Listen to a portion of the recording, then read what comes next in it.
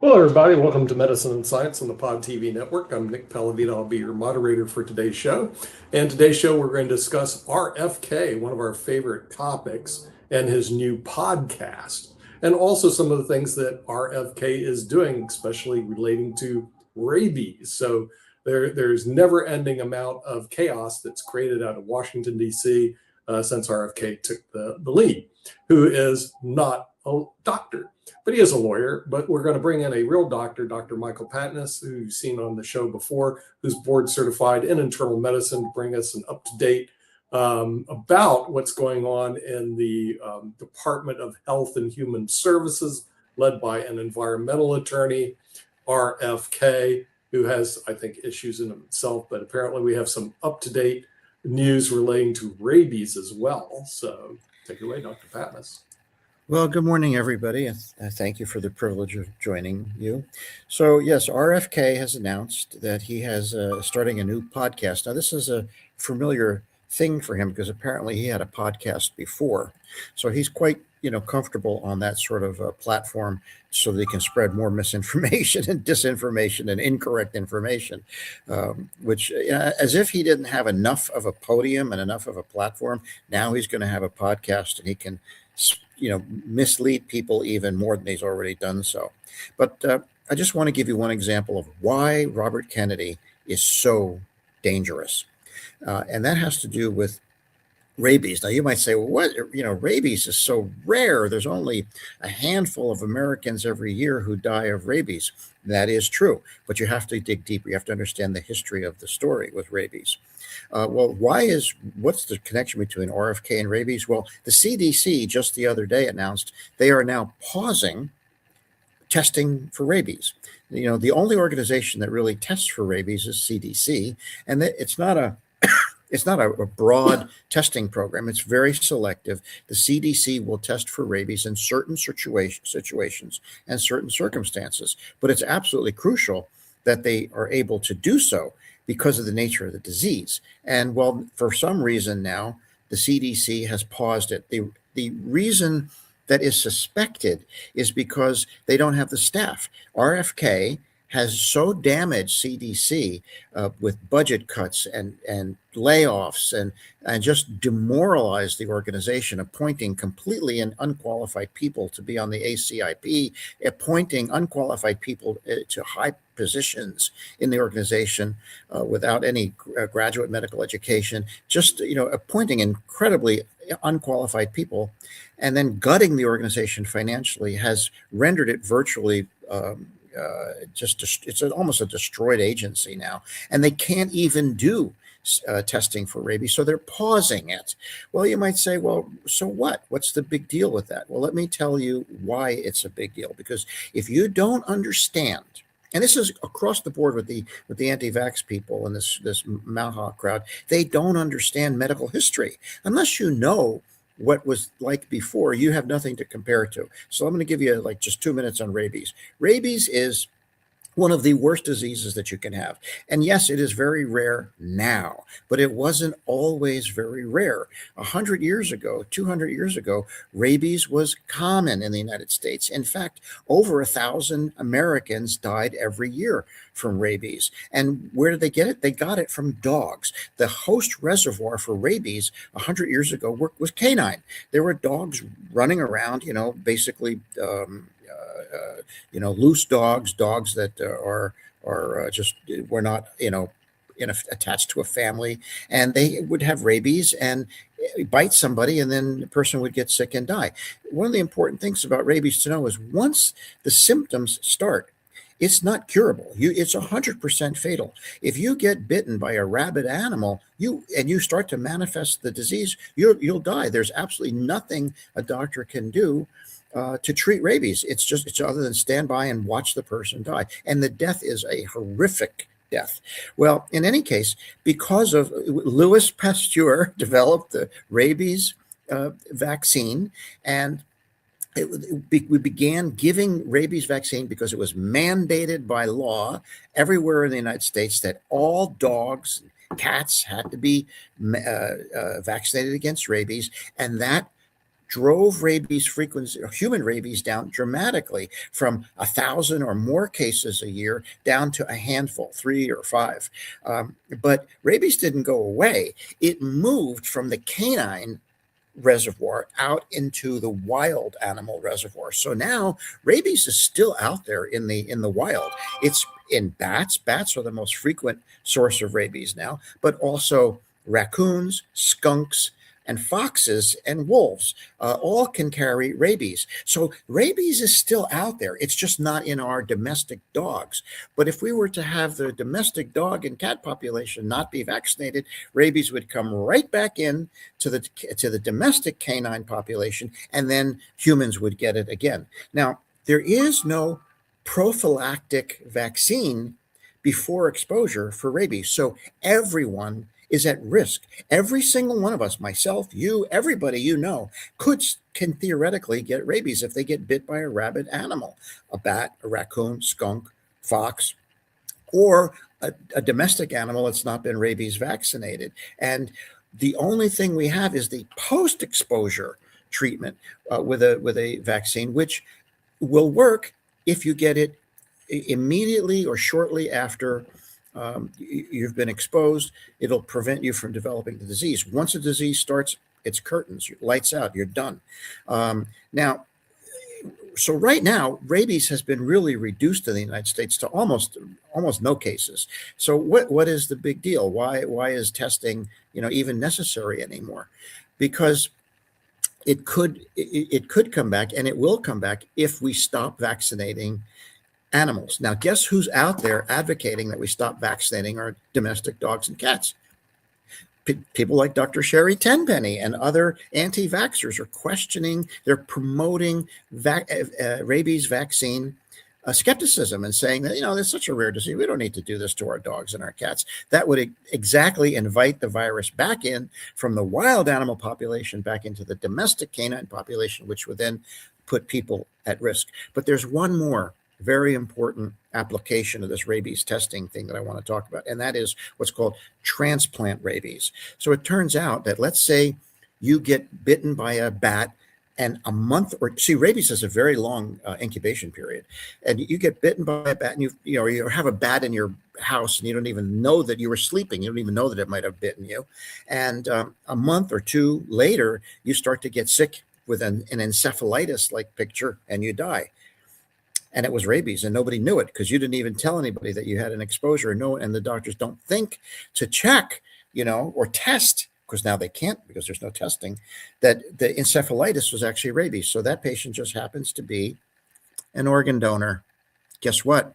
Their organs can transmit rabies to their donor recipients, the organ recipients. And in fact, this has happened. In fact, it just happened recently in Idaho, where a man was bitten apparently by a raccoon, didn't say anything about it, never reported it.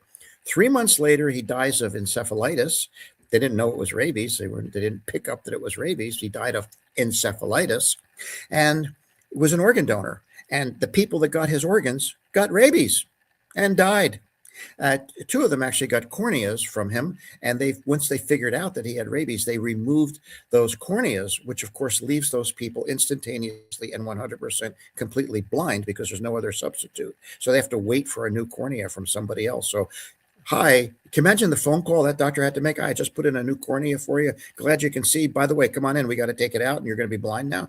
Anyhow, that actually happened. There are cases of transplant rabies that have been reported all around the world. Well, what's rabies like in other countries? Well, let me tell you, if you go back, it's like what it was like in the United States 100 years ago.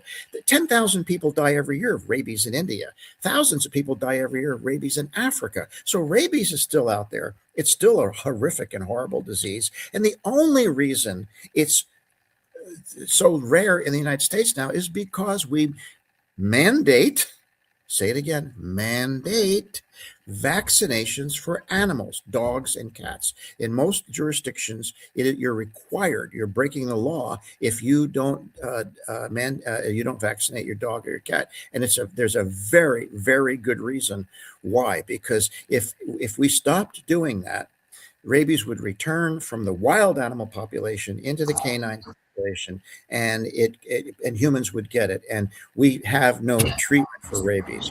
Now, I posted, and I'll share with you later on. I posted about this on LinkedIn last night, and in my article, if you scroll, you can find it on my page about rabies, RFK and rabies. If you in my article, I put a link to a video that I found that was filmed in 1952 in Iran, that was filmed by a doctor. It actually showed a patient in his last, like, what it's like to have rabies over a 5-day period. And I warn you, this is a warning. Do not watch this video if you're not prepared. It is very graphic and very startling and really frightening to watch. But everybody needs to know this, especially RFK. You have no business being in healthcare or making healthcare policy as it regards vaccinations or anything if you don't have the background. If you don't know what rabies is as a disease, if you don't know how it presents, if you don't know what it's like, you have no business talking about it or being involved. RFK has no credentials at all. And for him to gut CDC and then now have CDC be unable to test for rabies, at least for a while, it puts everyone at risk. Transplants there's a lot of transplants that go on, and we don't routinely test every transplant donor, only if they had a history that warrants it. But now we can't even do that. And rare though it may be, rabies may be very rare. Transplant rabies is very rare, but it's not zero. The risk is not zero. And it's important to understand this story because it's a perfect example. Rabies we wouldn't have essentially eradicated rabies from humans in the United States if it wasn't for mandatory vaccination of animals. So that's my story for today. If you have the guts and the nerve and the stomach to watch the video of what it's like to have rabies, then you can find it on my LinkedIn channel. Otherwise, don't let children see. I mean, it's a terrifying video to watch. So that's the story of rabies. RFK doesn't belong in HHS. He doesn't belong anywhere near any health topic at all. He has no qualifications, no understanding. His level of understanding is like medieval. I There we agree. go. That's my pros for I today. mean, he should be an EPA. Environmental law is what his specialty is. He has no business being there. It's like taking a offensive lineman and make him a wide receiver. Okay, it's just isn't going to happen. But what is going to happen is we're going to bring in our Mega Society member Rick Rosner, and we're also bringing Mark Lee from the Pod TV network. And Rick already has some comments about this. Yeah, so earlier this year, some parents killed their kid. That the kid got rabies, and they decided not to give him the vaccination in time because the vaccinations are uncomfortable, right? They're Yeah. people don't like getting a shot. The kid died miserably in agony, Yes. and it was entirely due to the idiot parents and whatever misinformation they've been told.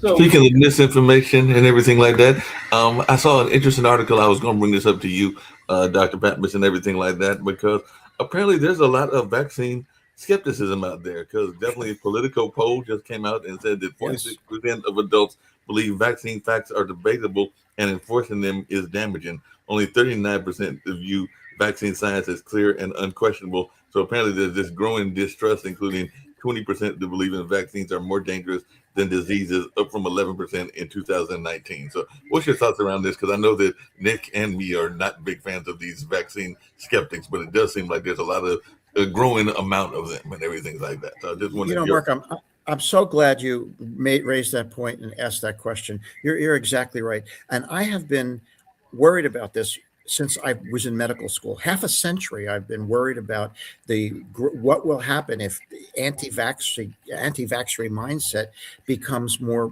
and it is spreading. There are lots of people now, 26%, who knows the exact percentage, but I run into people all the time now who express this paradigm, this point of view that, well, these vaccines, where they shouldn't be forced on us, they shouldn't be mandated. They're very dangerous. They have all kinds of side effects. They haven't been everything RFK says, and the others like Physicians for Informed Consent, everything they say, they have been allowed to say this kind of stuff, and it has penetrated into the American public, and it is impacting vaccination rates. Vaccination rates in most of the United States are declining rapidly. And the problem with vaccination is if you don't vaccinate everyone or nearly everyone, you don't protect the population. Look at Utah. Utah now is the epicenter for measles in the United States. They have had over, I think, 1,900 cases or something, a ridiculous number of cases of measles in Utah. Why?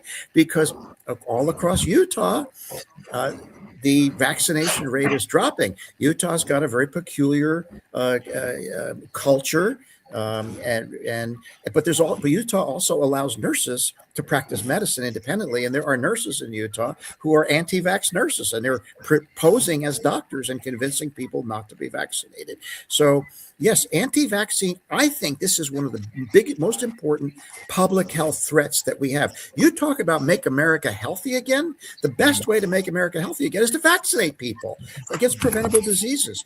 Reducing vaccination will have the exact opposite effect. And we're seeing it. It's playing out right before our eyes. Now, if you think measles is bad, you haven't seen anything. Wait till you see rabies. Yeah, rabies sounds like horrible. horrible. This leads to a question, which is, my wife went to get a bone density scan. If you're a woman of a certain age, and maybe even guys, I don't know, you want to see how, if your bones, if you don't have osteoporosis, and and the doctor seemed like a good doctor to my wife. And then the doctor, for some reason, told my wife that not that many people died of COVID. And I'm on Twitter a lot, and I see a lot of doctors and nurses talking nonsense. So like if your doctor, if you find out they believe nonsense, you get a new doctor. Wow. Yeah, it shocks me because I'm a doctor. I have hundreds of friends who are doctors. I know some doctors who actually get their information. They watch Fox News and they get poisoned by that kind of disinformation, and they think crazy things because they watch Fox News. Well, does that mean that you should be worried about them about that they might or not? I mean, there are a ton of nurses who believe BS, and I don't know. I feel like it's okay to have a nurse who's maybe like an anti-vax lunatic because they're not the ones prescribing treatment. You go to the hospital and you find out your nurse is MAGA for some reason. You don't need, I don't know, but like a doctor is the one who's determining your course of treatment. Yeah, in most places, the doctors are the ones who have the legal authority to prescribe. But there are nurse practitioners and doctors of nurse practice and physician assistant. There's a lot of other people who have prescribing power now, and it's really important because if you have a provider, whether it's a doctor or a nurse practitioner or a physician assistant, who's who's been misinformed and misled by a fake expert on TV that you don't know is a fake expert, then it's really a hazard. This is why it's really important to make sure that doctors are thinking correctly and have the correct information. Now, Robert Malone and others who want to argue for, they claim it's censorship. No, it's not censorship. It's making sure that doctors have the right facts. Let me give you an example of how it's so easy for a doctor to be swayed by an expert that's not an expert. I was talking to a doctor the other day who had no clue that Dr. Jay Bhattacharya never did an internship, never did a residency, never did a fellowship, has never seen a patient, doesn't have a license, can't get a license, has never had hospital privileges, or has no clinical privileges, and has no clinical experience. This doctor was shocked. He said, how could that doctor be in charge of CDC and NIH? I just assumed that he had all the proper credentials. No, the administration has populated the federal government with doctors who don't have the qualifications, and they're unfettered on TV, on Fox, misleading the public, including physicians. Well, speaking of misleading folks, Dr. Patmos, I did have another question for you that I saw on the news, and I know you're going to love this one and everything like that. But it's not just RFK, but it's the person that appointed RFK as well, because I think last night that there was some more stupidity, and that's all I can call it, that was coming out of President Trump and everything like that, because he was saying that he is a big fan of drinking sodas because they kill cancer cells. He also said that Fanta, which is an artificial orange drink, is freshly squeezed. Now, he might be making a joke about that, but he was serious about this notion of the amount of sodas he drinks is killing his cancer cells.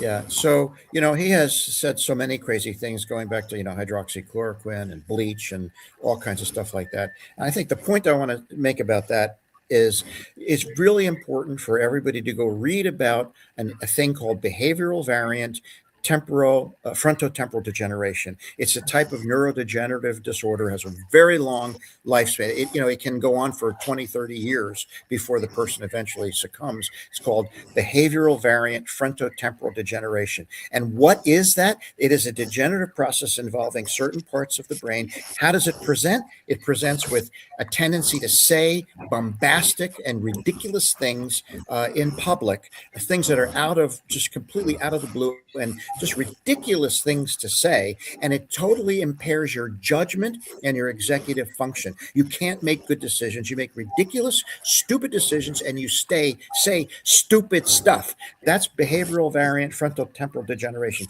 Does that sound familiar to you? Yep. It sounds like being a politician, but go on. Your frontal lobe is the cop of your brain. It's the one who tells you not to do every stupid thing that comes. We all have intrusive thoughts like, what would happen if I just turned the steering wheel and crashed into everything? And your frontal lobe says, yeah, don't do that. And in some people, the frontal lobe in their late 50s, 60s starts to degenerate, and you can have upstanding citizens turn into pimps. There are documented stories of like doctors, for instance, who just start like prescribing drugs to whomever. They start like going to sex workers. They become entirely out of control, and eventually somebody diagnoses them with a bad frontal lobe. That they lost any self-control. Yeah, frontal temporal degeneration is a really interesting form of neurodegenerative disease, and it really should be a topic of conversation in the public right now, because it's obvious that that's what's going on. So, we're in the United States is in a mess right now, especially as it comes to, for so many areas, but when it comes to public health and the fact that we have, someone like RFK in charge. I mean, you think all the other appointees, Makari and Prasad and Bhattacharya, are all reporting up to RFK. You can see the damage that has been done to healthcare and to public health, and our entire health and research and medical infrastructure in this country has been really damaged by this. And to allow this man to now have a podcast so that he can even further mislead people is just. No, that sounds scary. Ridiculous. I don't think we'll be bringing his podcast to the TV network. Saturday Night Live had a joke about it. They said the name of RFK's new podcast is because RFK, that's the way he talks. That's the way he talks and everything like that. Hey, Dr. Patman, just really quickly, and I don't know this is slightly off topic, but it's still in the realm of science and medicine. But I've been having, and y'all may hear it in the background, this detective show, but it's a detective that's got this psychic ability and everything along those lines. So I just wondered, since we're talking about the frontal lobe and everything, as a doctor, how much is psychic abilities a real thing, and how much are we able to tap into those and everything along those lines? Well, that's you sprung one on me there. I don't have anything really factual to say about that. I have to research it a little bit. I mean, all I know is kind of just common knowledge that you hear. I have a lot of my family who are in law enforcement, and law enforcement people take advantage of these folks. They've been able to solve. I mean, I don't know how it happens, but I don't really have any data on that. Maybe I'll look it up and we can do a podcast on that in the future. So the frontal lobe dementia in some people gives them a characteristic posture where they're leaning forward, they're kind of almost tipping forward. And Trump stands like that, but in Trump, it's not a diagnostic criterion because Trump wears 1.5 lifts in his shoes that make him tilt forward anyway. So that's why it's tough to diagnose stuff in Trump, because he's always been a fountain of nonsense. You can't tell if the current nonsense is definitively his brain going bad or just Trump, feeling his oats and just deciding he can just bullshit all the time.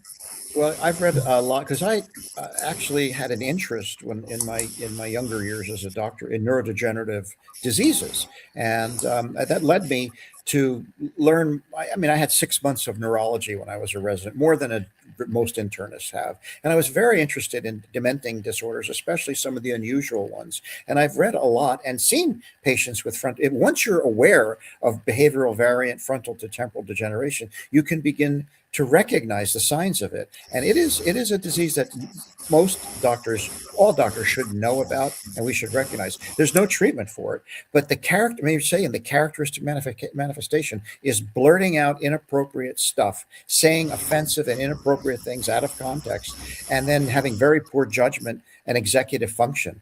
Those are the manifestations, and it gets worse and worse. And eventually, those patients end up with full-on dementia and in the nursing home, and they pass away. But for years, they can have 20, 30 years of the syndrome of just saying stupid things and having very bad judgment. But there's another disease that you could call entourage-itis, where if you're a famous person and you're surrounded by people who just let you get away with everything, and it's often fatal, that you just become disinhibited. Michael Jackson, rich, famous, powerful, and the people around him looked the other way when he molested kids, and he had a lot of physical pain because of his hair caught on fire once. He danced really, like the kind of dancing he did, like it was hard on his joints, and he was always getting propofol because it puts you to sleep, and eventually put him to sleep forever. And it was because him, Elvis, all the people around him don't say no, and so they get more and more out of control. And so that's another thing where Trump has surrounded himself with people who are just like okay with whatever bullshit he does. Yes, obsequious sycophants who enable linguistic disinhibition. You use the word disinhibition, Rick. That's the correct word. People with behavioral variant frontal temporal degeneration are disinhibited verbally. They say things like, there's one case I read about where an older man, his wife would take him to the grocery store, and he would proposition the clerk who was checking him out the grocery store, and they're like, "What are you doing?" Those kinds of totally inappropriate, disinhibited verbal stuff. That's a key manifestation. So when people say just really outrageous and ridiculous things like piggy, then it makes you wonder. Yeah. Well, it also makes you wonder why RFK, who has no medical training whatsoever, is head of Health and Human Services in the United States of America. It is not good. Not only does he have no qualifications, he's got a fixed delusional system. He is convinced that vaccines are bad, and he's going to make sure that he does something to damage the use of vaccines in the United States. That's why he is a imminent public health risk. Threat. He's got one more victim, which is his wife, who used to have a successful career as an actor, and on Curb Your Enthusiasm for like 12 years, Cheryl Hines. And because she is standing by her man as he spouts bullshit, like everybody's like, Yeah. Well, hopefully someone will wake up in Washington, D.C. and get rid of this guy. In other words, he needs to be removed from office. The sooner the better. Then maybe America will heal. In the meantime, I'm in Europe and we're out of time. So I thank our viewers in the United States and also around the world listening to Medicine and Science and seeing the spread of disinformation, which statistically is very bad as more people are buying into basically not science, but into illusions. And we'll see you next week on Medicine and Science on the Pod TV network. Take care. Bye-bye.